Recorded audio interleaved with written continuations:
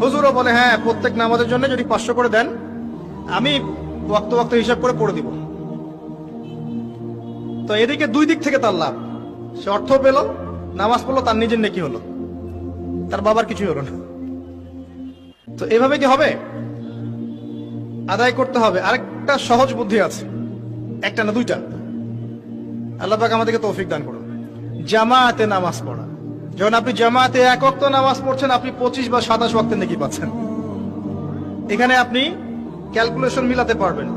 একটা হচ্ছে বেশি বেশি নফল নামাজ পড়া, ফরজের ঘাটতিগুলো আল্লাহ পাক নফল দিয়ে পূরণ করবেন ইনশাআল্লাহ।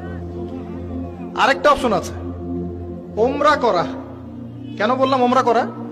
ওমরা করতে গেলে আপনি কাবা ঘরে হারামে নামাজ পড়বেন, আবার যদি আপনি মদিনা জিয়ারত করতে যান